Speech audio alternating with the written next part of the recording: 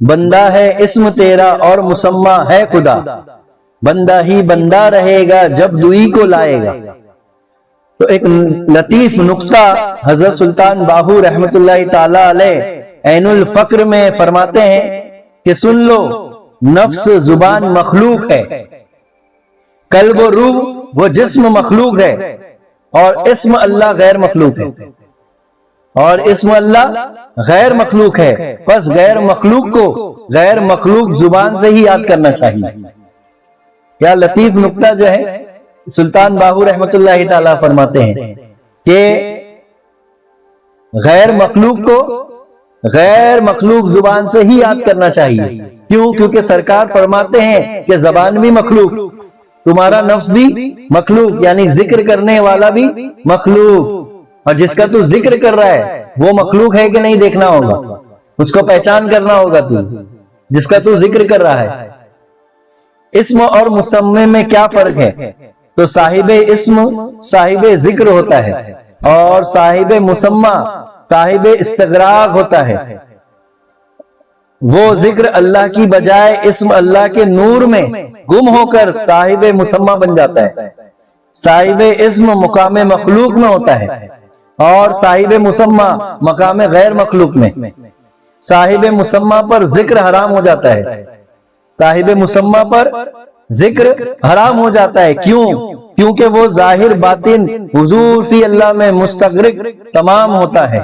جس طرح وہ روز ازل میں مست الست تھا، اس کے جسم پر اسم اللہ نقش ہو جاتا ہے، اس طرح نقاش و نقش پیوست ہو کر یکتا ہو جاتے ہیں۔ اس مقام پر میرے حضرت وطن صاحب قبلہ رحمت اللہ تعالی علیہ توحید کے ایک لطیف نقطے کو بیان فرماتے ہیں کہ اگر میں ہوں تو خدا نہیں، اور خدا ہے تو میں نہیں۔ ارے اس قدر ہے تنگ رائے الفت کہ اس میں دو کی جگہ نہیں، یعنی توحید کے معنی کو یہاں سے سمجھنا ہے کہ ظاہر اور باطن کا ایک ہو جانا، قطرہ اور دریا کا ایک ہو جانا، ذاکر اور مذکور کا ایک ہو جانا، اندر اور باہر ایک ہو جانا، نفس دل روح کا ایک ہو جانا، اب اصل میں توحید ہے۔ اپنے ذات فانی کو اس ذات حق میں فنا کر دینا اصل توحید ہے۔ کیا ہے؟ اصل توحید ہے، ورنہ سب دوئی ہے، ورنہ سب دوئی ہے، اور جہاں دوئی ہے وہاں فنا ہے، اور جہاں توحید ہے وہاں بقا ہے۔ کیونکہ رب قدیر خود فرماتا ہے کہ تمام چیزیں کیا ہو جائے گی؟ فنا ہو جائے گی، اور باقی رہے گی تو کیا رہے گی؟ تو میری ذات باقی رہے گی۔ تو اس ذات حق میں فنا ہو جانا اصل ہے، اور اس کا راستہ کیا ہے؟ تو اس کا راستہ فنا فی الرسول ہے۔ اور فنا فی الرسول کا راستہ کیا ہے؟ فنا فی رسول کا راستہ کیا ہے؟ تو اس کا راستہ ہے فنا فی الشیخ۔ تو جو فنا فی الشیخ ہے وہی فنا فی اللہ ہے، جو فنا فی الشیخ ہے وہی فنا فی اللہ ہے، اور وہی بقا فی اللہ ہے۔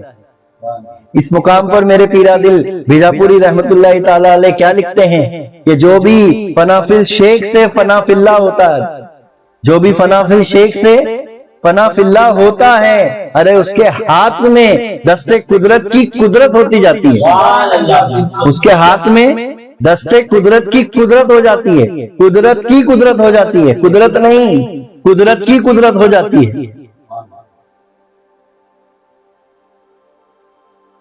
تو یہاں سے دوئی اور توحید کے اصل نکات پر آشکارا ہوئے، ورنہ ہم نے دوئی کو اب تک سمجھا ہی نہیں، ہم ظاہر میں ہی پھنسے ہوئے ہیں۔ اس مقام پر کسی بزرگ نے کیا فرمایا؟ اسم پہ کانے ہونا، اسم پہ کانے ہونے والا اور مسمى کھونے والا، اسم پہ کانے ہونے والا اور مسمى کھونے والا، کام نہ کرنے والا مورخ، کام نہ کرنے والا مورخ، نام سے جی بہلائے، کام نہ کرنے والا مورخ، ارے نام سے جی بہلائے۔ تو اگر آپ کو نام سے جی بہلانا ہے تو بہلاتے رہو، اللہ اللہ پکارنا ہے تو پکارتے رہو، اس کو توحید سمجھنا ہے تو سمجھتے رہو۔